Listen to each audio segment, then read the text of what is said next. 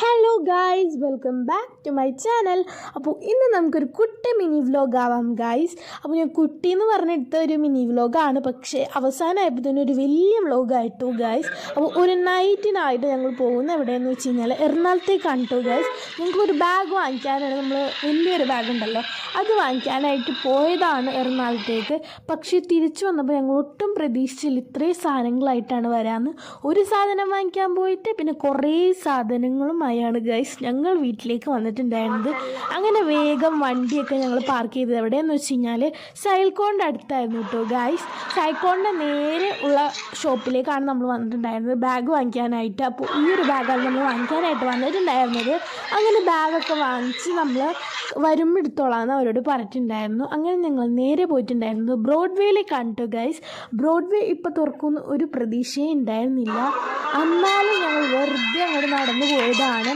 നല്ല അടിപൊളിയായിട്ടുള്ള കുറേ സാധനങ്ങളുണ്ടായിരുന്നു. ഞങ്ങൾ ഫസ്റ്റ് നിർത്തിയിട്ടുണ്ടായിരുന്നത് ലൈറ്റ് വാങ്ങിക്കാനായിരുന്നു. അങ്ങനെ പാപ്പാക്ക് കടയിലേക്ക് വേണ്ടിയുള്ള ലൈറ്റൊക്കെ വാങ്ങിച്ച് ഞങ്ങളൊരു പെർഫ്യൂമിൻ്റെ കടയിലേക്കാണ് കേട്ടോ കയറിയിട്ടുണ്ടായിരുന്നത്. പെർഫ്യൂം എന്ന് പറഞ്ഞാൽ പിന്നെ കട്ട പ്രാന്താണ്, കുറേ സാധനങ്ങൾ പിറക്കി എടുത്തിട്ടുണ്ടായിരുന്നു കേട്ടോ ഗൈസ് പെർഫ്യൂമായിട്ട്. അങ്ങനെ ഞങ്ങൾ നേരെ നടന്ന് വന്നിട്ടുണ്ടായിരുന്നത് സൈൽക്കോണിൻ്റെ ഫുഡ് കോർട്ടിൻ്റെ ബാക്കിലേക്കാണ്.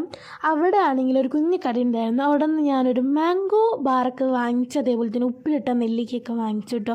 അവിടെ നല്ലൊരു മ്യൂസിക്കൊക്കെ ഉണ്ടായിരുന്നു കേട്ടോ ഗൈസ്. നമ്മുടെ ഓടക്കുയിലുണ്ടല്ലോ അതാരോ വായിക്കുന്നുണ്ടായിരുന്നു.